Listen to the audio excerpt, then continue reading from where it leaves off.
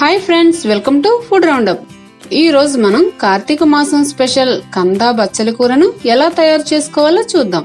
ఈ కర్రీని కార్తీక మాసంలో అందరూ తప్పనిసరిగా వండుకుని ఒక్కసారైనా తినాలని పెద్దలు చెప్తూ ఉంటారు.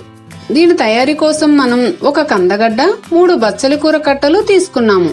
ఈ కందగడ్డ దాదాపుగా 1 కిలో ఉంటుంది. దీని పైనున్న తొక్కను చెక్కేసుకోవాలి. ఈ విధంగా చెక్కుకున్న తర్వాత శుభ్రంగా కడుక్కుని చిన్న చిన్న ముక్కలుగా కట్ చేసుకోవాలి. ఈ కంద ముక్కలను బియ్యం కడిగిన నీటిలో వేసుకుని కడుక్కోవాలి. ఇలా చేయడం వల్ల కంద వల్ల వచ్చే దురద పోతుంది.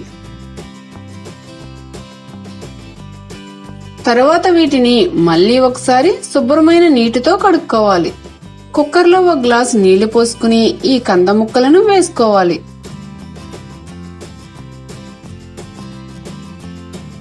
ఇందులో 1 స్పూన్ ఉప్పు, 1/2 స్పూన్ పసుపు వేసుకుని మూత పెట్టుకుని 1 విజిల్ వేయించుకుంటే సరిపోతుంది.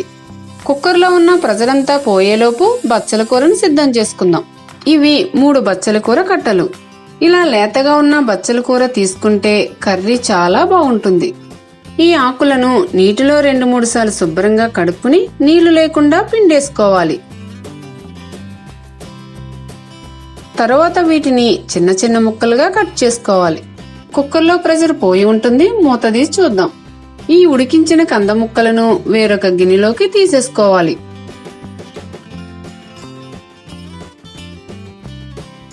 చివరిగా కర్రీ తయారీ కోసం స్టవ్ మీద గిన్నెలో 3 స్పూన్ల నూనె పోసుకుని అది హీట్ అయిన తర్వాత 2 స్పూన్ల శనగపప్పు, 1/2 స్పూన్ ఆవాలు, 1 స్పూన్ మినపప్పు, 1/2 స్పూన్ జీలకర్ర వేసుకుని వేగనివ్వాలి. ఇవి కాస్త వేగిన తర్వాత కొద్దిగా కరివేపాకు, కొద్దిగా పుదీనా, కొద్దిగా కొత్తిమీర వేసుకోవాలి. తర్వాత 3 ఎండుమిరపకాయల ముక్కలు, 1/2 స్పూన్ పసుపు వేసుకుని కలుపుకోవాలి. ఈ కర్రీలో ఉల్లి, వెల్లుల్లి కూడా వేసుకోవచ్చు. అయితే కార్తీక మాసం స్పెషల్ కాబట్టి వేయలేదు. ఇవి బాగా వేగిపోయిన తర్వాత మనం కట్ చేసి పెట్టుకున్న బచ్చల కూర వేసుకోవాలి.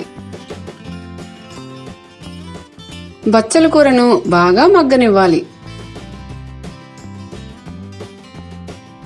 బచ్చల కూరంతా వేగిపోయి ఇలా దగ్గరకైన తర్వాత మనం ఉడికించి పెట్టుకున్న కంద ముక్కలను వేసుకుని కలుపుకోవాలి. తర్వాత 1/2 స్పూన్ ఉప్పు, 1 స్పూన్ కారం వేసుకుని కలుపుకోవాలి.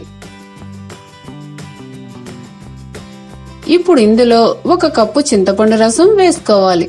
దీనికోసం నిమ్మకాయ సైజ్ అంత చింతపండు అయితే సరిపోతుంది. స్టవ్ లో ఫ్లేమ్ లో పెట్టుకుని దీన్ని 2 నిమిషాల పాటు ఉడికించుకోవాలి.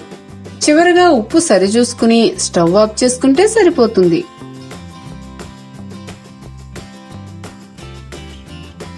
చూసారుగా, ఎంతో రుచిగా ఉండే కందా బచ్చలి కూరని మనం చాలా సింపుల్ గా రెడీ చేసేసుకున్నాం. ఈ కార్తీక మాసంలో మీరు కూడా ఈ కర్రీని తయారు చేసుకుని టేస్ట్ చేసి మీ అభిప్రాయాలు మాకు కామెంట్స్ రూపంలో తెలియచేయండి. ఈ వీడియో మీకు నచ్చినట్లయితే లైక్ చేయండి, షేర్ చేయండి. మరిన్ని మా వీడియోల కోసం ఫుడ్ రౌండప్ ఛానల్ ని సబ్స్క్రైబ్ చేయడం మర్చిపోకండి.